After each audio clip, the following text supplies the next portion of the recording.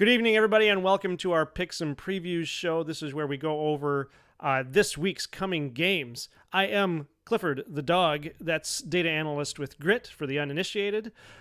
Sitting next to me, digitally speaking, is on the other side of the state, is the commentator extraordinaire, the people's prognosticator, the angry pigskin himself, my firstborn son, Mac. How's it going, eh? What does prognosticate mean? I don't actually know. Predict the future. Oh, it's like prophecy. Yes. Like a prophecy, Sweet. A prognosticator, prognostication. Okay. Do you remember the movie, I think it was the cartoon, probably a Disney movie, Merlin? Was it Merlin? No, it was Arthur? King Arthur. Sword in the Stone? Sword in the Stone. There we go. Yeah. Was that okay. Disney or was that might have been Don Bluth? No, that was Disney. Was that Disney? Wasn't it? Pretty sure. I think they do, but they have a whole song in there where he says prognosticator or prognostication because Merlin. Although I don't remember Merlin ever predicting the future. Also, it has nothing to do with football. That's fair. Which is what we need to get into. Mm-hmm. We are deep into November here, and all of the games, all of the teams are playing. We've got 3 ranked games. That's Rutgers at number 22, Iowa, Michigan State at number 1, Ohio State, and number 3, Michigan at number 10, Penn State. But first, we need to go over our picks from last week briefly, I think, because, man, we suck. Oh, my goodness. What happened? We did terrible. We had accuracy there of 42.9%. Why don't you take us through that and tell us what went wrong? Because something went terribly wrong. We are not prognosticators, apparently. We aren't very good at the prognosticating. Laying down flat? Yes. No, that's prostrate.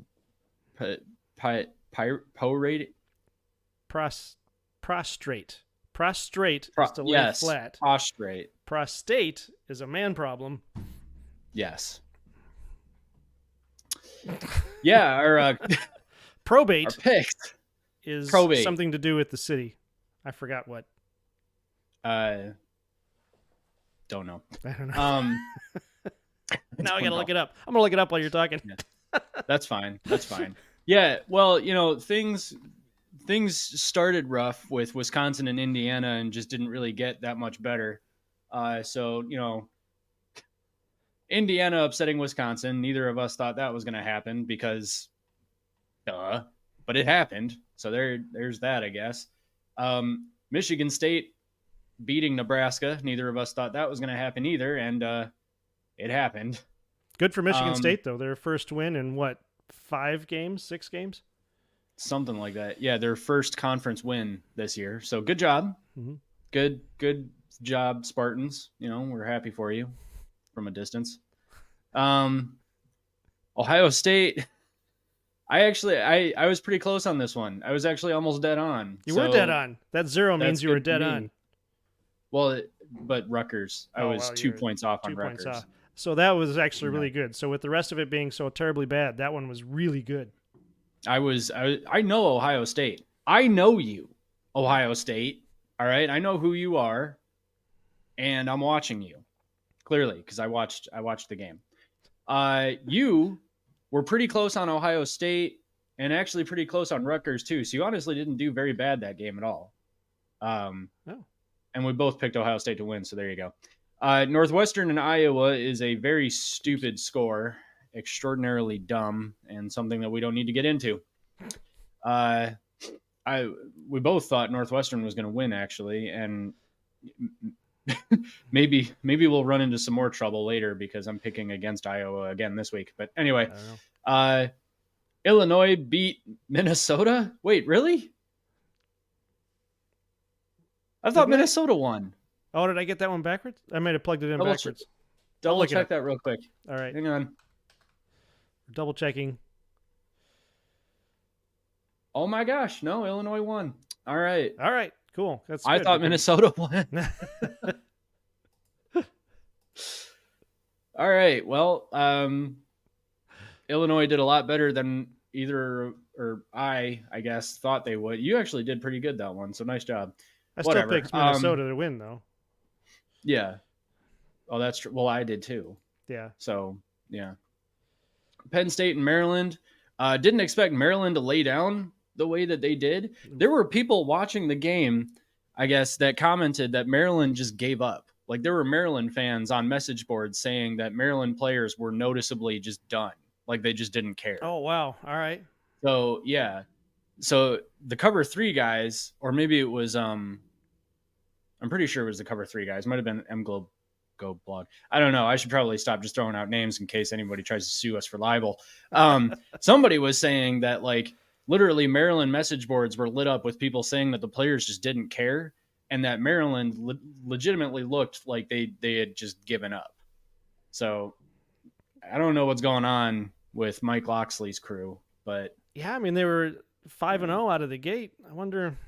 Kind of makes you wonder what happened. They took a couple of losses. Yeah. Well, they probably took a couple of losses and then figured, who cares, and stopped because they're not going to win the East at that point. Right. Yeah. So, and then Purdue and Michigan. Purdue did good. I mean, they didn't play as bad as I thought they would. So good job. I mean, they actually got some pressure on Michigan. They got 3 sacks. Yeah. That's good. Good for them.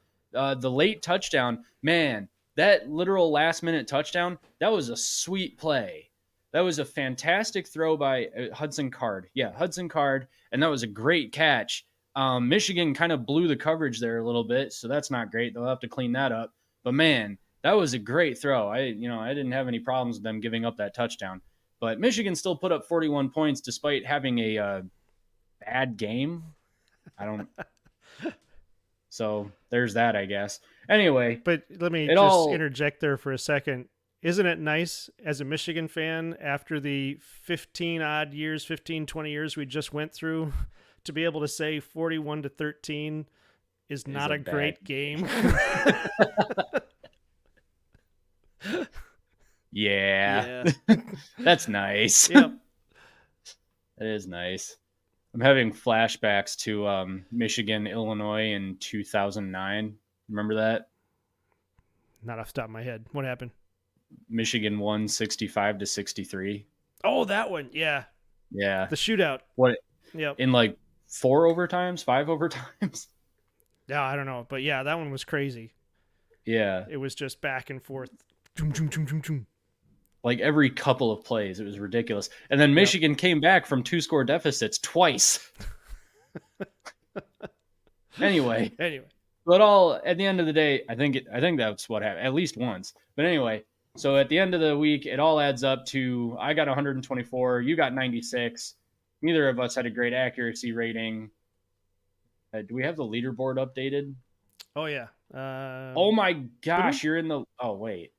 Oh, well, you didn't have your scores in for this. That's why. What? So this isn't accurate because you've got my 286 in there for week 11, but you haven't put your picks in yet. So subtract 286 from my total down here. Here, let me just do this. Boom. Nice job. All right. So I'm still in the lead. Yep. For now. It's not looking good. Game-wise, though, our predictions were not too far off. 77% and 72%. Yeah, that's true. I think I heard, of course, like I compare to Mark Rogers a lot. Mark Rogers was saying that he's got an accuracy rating of something like about 75 to 80%. But then he also picks a lot more games than we do. So there's that. That's true. Yeah. Well, next year when we cover exclusively the ACC because Michigan's gone to the ACC, maybe we can work on that or something. I don't know. There's 18 teams in the Big Ten, or 17, I guess, at that point. Yeah. It wouldn't happen that fast, though. Even if they left for the ACC, if Michigan left for the ACC, that would take a couple of years. Would it? Seems like it does. I don't know. Washington and Oregon both decided to leave the Pac-12 and join the Big Ten same year. Or not same year. It took 1 year. Yeah. But like over the offseason, they said, all right, we're done. This is our last season in the Pac-12. I guess that's true. That did come around kind of fast. Yeah. All right, are you ready to get into our 1 minute previews? Yes, let's do it. All right. I've First game we're never going to been more ready. tackle is Rutgers at Iowa. Whoops, lost my notes there. All right, you want to go first? You want me to go first? You go first. I go first. Okay. All right. Yeah, Rutgers at Iowa. Let's see. So this game is at 3:30 on Saturday. Rutgers is 6-3. Iowa is 7-2, and they are ranked 22 in the CFP, but they are not ranked in the AP. Which is weird.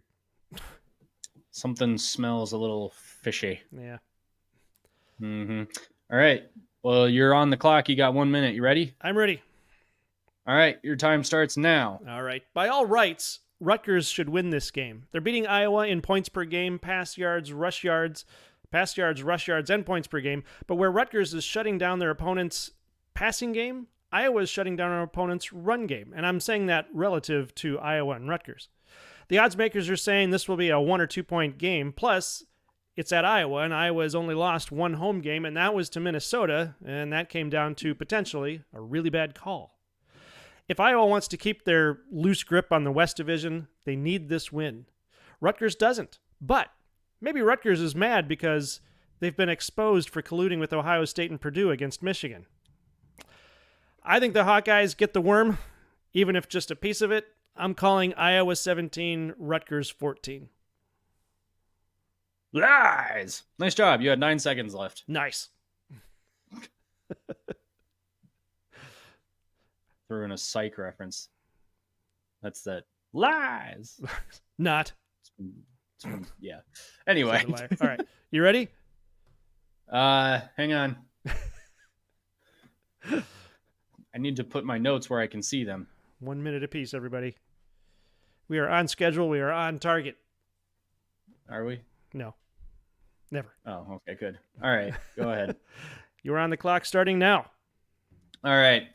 You know, Rutgers is still not a bad team. I'm just going to say that. I'm putting it out there. They're still not a bad team. That loss to Wisconsin doesn't make a whole lot of sense. And while the loss to Ohio State makes a little bit more sense, they were still in that game well into the fourth quarter. It's true. They outgained Ohio State and had 7 more first downs and controlled the ball for nearly 11 minutes longer. That's like how long it takes me to make a bowl of popcorn and then burn it and then have to make another bowl and then burn that one and then ask my wife to make it for me.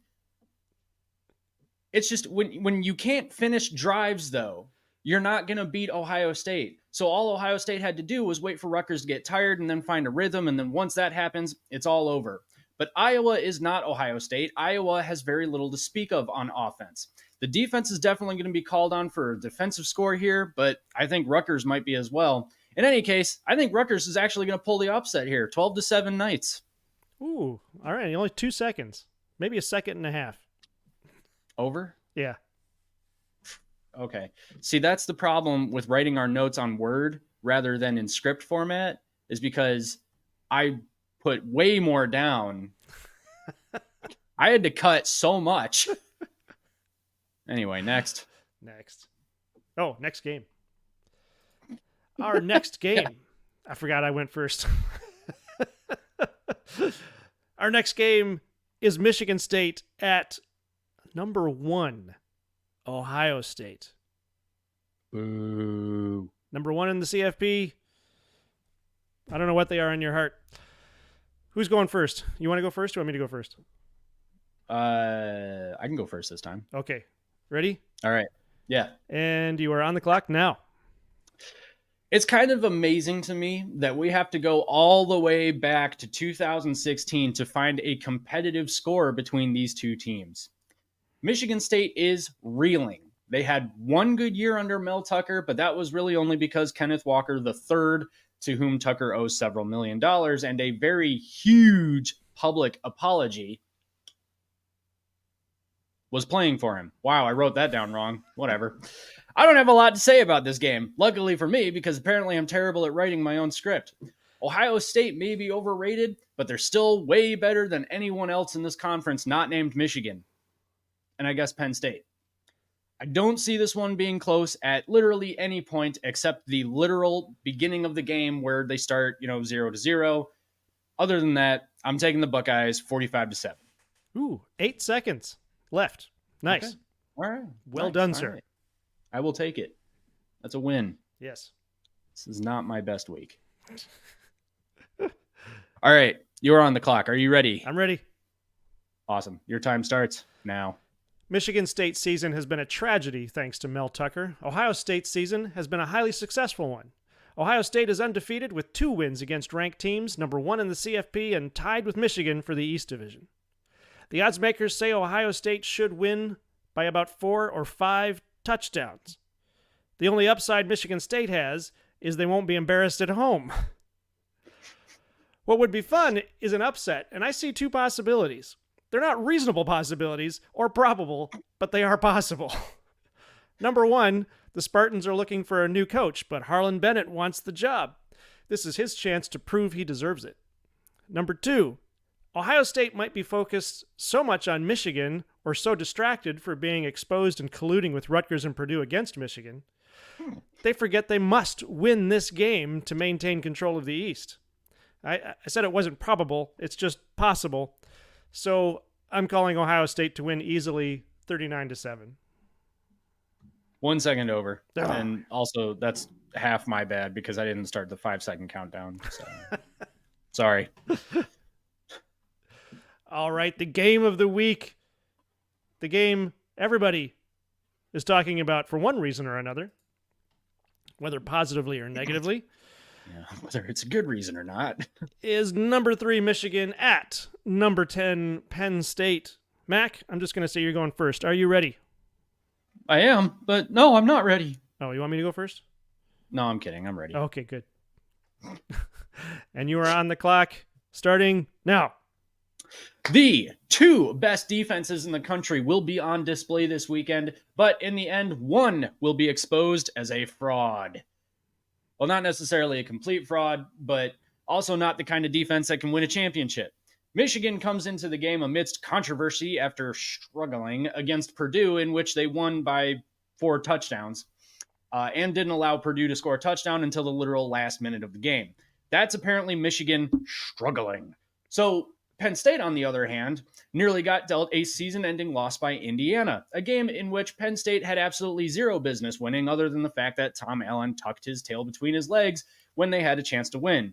There's no reason to overthink this game. Michigan is a better, way more consistent team than Penn State is. They have the better defense, the better quarterback, and more importantly, the better ability to not make mistakes under pressure, which is exactly the problem Drew Allar is going to have. He's going to be phenomenal next year, but this year, he's just not ready to duel J.J. McCarthy. I got Michigan 24-7.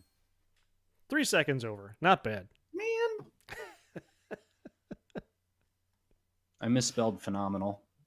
Oh, I couldn't All right, hear you're it. on the clock. I didn't hear you misspell it. So am I on the clock? Yes, you are. Oh man. Okay, start it over. I didn't know you started the clock. Well, I didn't start it. I was just dealing with the fact that you made a joke, I guess. All right, are you ready? Am I ready? I'm ready. Who's Are you ready? Yes, go. And go.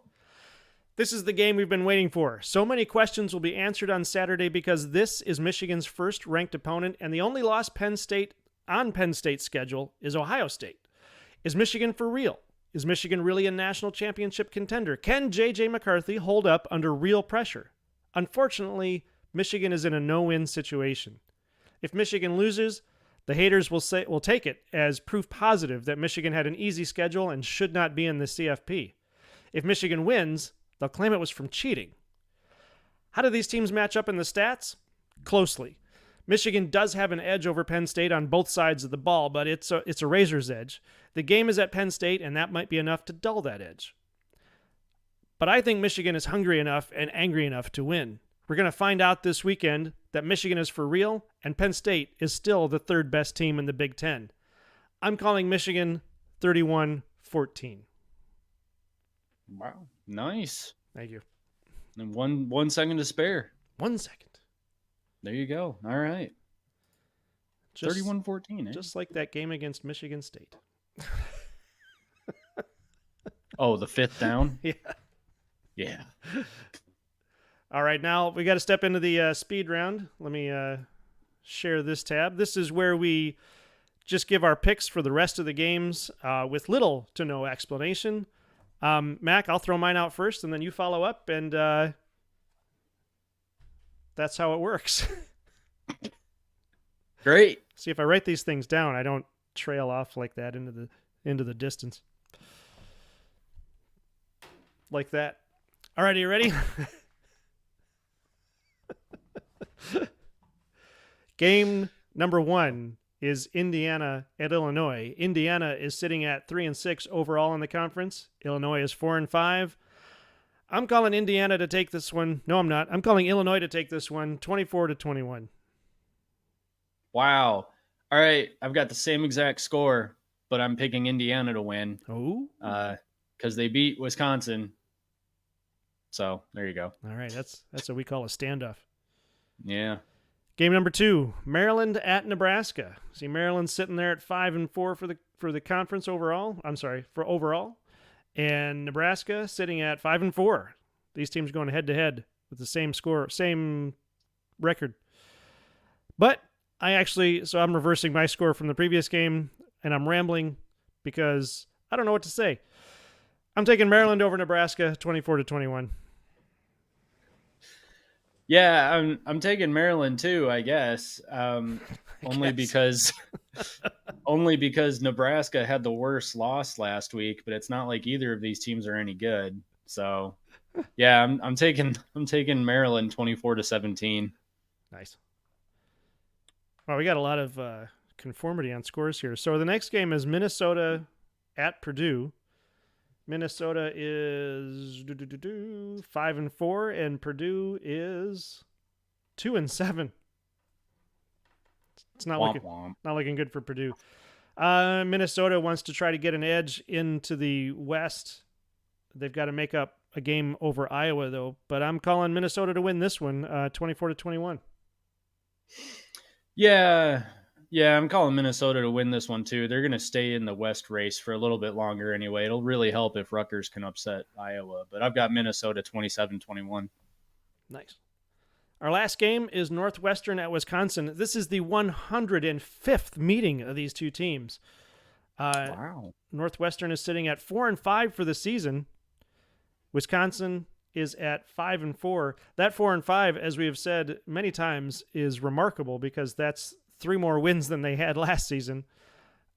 We were all expecting, and their coach got fired. And their coach got fired. Yeah, so we were expecting Northwestern to do next to nothing. So 4-5 is actually really good, but they're still in the hunt for a bowl game, so they need a couple of wins.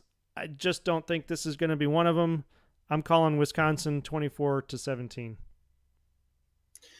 Yeah, I mean, if Wisconsin hadn't just lost to Indiana, I'd say the exact same thing, but I don't know. I still think Wisconsin's the stronger team. I'm kind of just going with like the logic I had at the beginning of the season where Northwestern shouldn't be good, but they could win this game, but I'm still picking Wisconsin 21-14.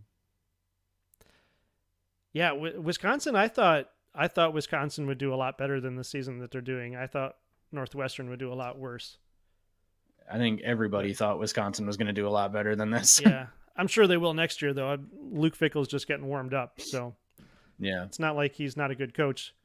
Between Luke Fickell and Matt Rule, those two are going to be strong next season. I mean, Matt Rule is doing far better, I think, than anybody expected. Usually he doesn't get a team on track that well until year 2 or 3. Now maybe year 2. So yeah, that'll be interesting. It's going to be, I think it'll be fun because I think next year we're going to have a much stronger Big Ten conference. I think it's going to boil down to, provided Michigan is still in the Big Ten, between Michigan, Ohio State, Penn State, and then probably Wisconsin and Nebraska coming up, and then Oregon and Washington, and then if USC gets their act together, you got some major contenders in that conference. Yeah, and UCLA. Well, UCLA is not doing too well, so maybe not. But I'm thinking like they might. I mean, they're at least middle of the pack in the Big Ten right now. Yeah, or they would be anyway. But yeah, I mean, if USC can get a defense, they're going to be That would be insane. Although they won't have Caleb Williams next year, so Right. who knows? That's going to do it for us, folks. I just wanted to get the picks down, and hope everybody enjoys football this weekend. It's going to be a wild weekend. That Michigan-Penn State game is a noon game, so don't be waiting around for primetime football for it. Make sure you're ready to go at noon. Mm-hmm. That's going to do it for us. Mac, take us out. This is team rivalry box score chatter. I like it. I think. Thank you very much for watching. If you enjoyed this video, go ahead and give us a subscribe. It would mean a lot to us. Maybe even a like, possibly even a comment. Let us know your thoughts and all that. It would be really great to hear from you all. And have a great weekend watching football and enjoy watching football. Remember, #make football fun again. This is Big Ten Team Rivalry.